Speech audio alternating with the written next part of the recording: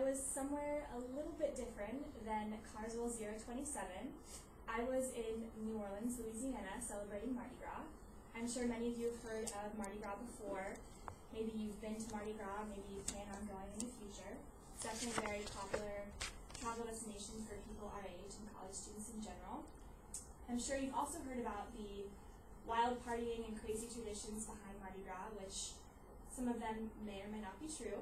But there are three famous and historic traditions that go along with Mardi Gras in New Orleans, Louisiana.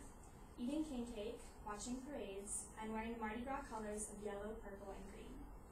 While all three traditions are integral to a proper Mardi Gras season, eating king cake is one of the oldest traditions. King cake is eaten throughout the entire Mardi Gras season, starting in January and ending right before Lent. According to Eliza Barclay from NPR in an article written on February 2nd, 2014, king cake was brought to the Americas by the French and Spanish in the 1800s. It was traditionally given on January 6th, which is Epiphany, and that's also when the three wise men arrived to the manger scene, and that's kind of where king cake gets its name, king cake. And then king cake was eaten all the way up until Fat Tuesday, which is the Tuesday right before Lent starts.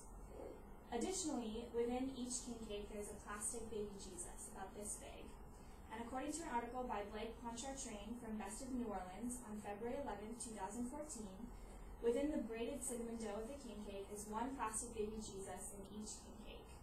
And whoever finds the plastic Jesus in their piece of king cake is in charge of hosting the next Mardi Gras party and buying the next king cake.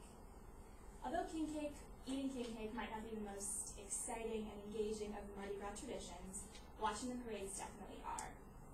Within each parade there are various floats, and on each float are masked riders that throw beads to the audience members.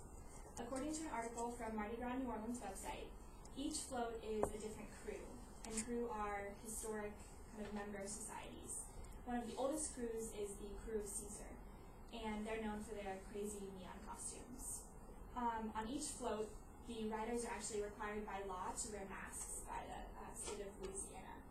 And behind each parade, there are a lot of beads left over from all of the riders on the parades.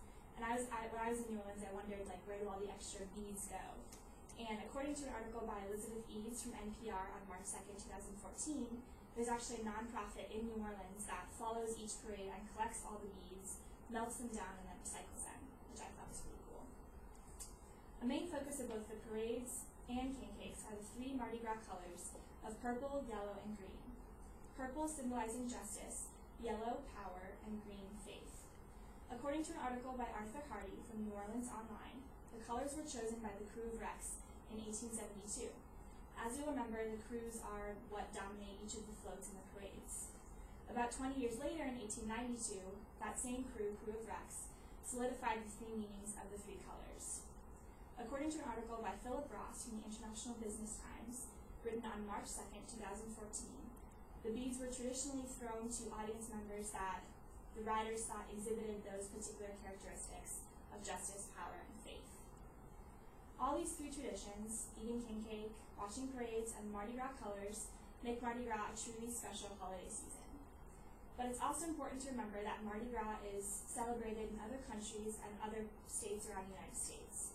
It's most famously celebrated in Brazil, Germany and Italy, and then also in Alabama. So while I've kind of focused on the traditions that I experienced when I went to Mardi Gras in New Orleans, there is a lot more to learn about other traditions around the world and also within our own country.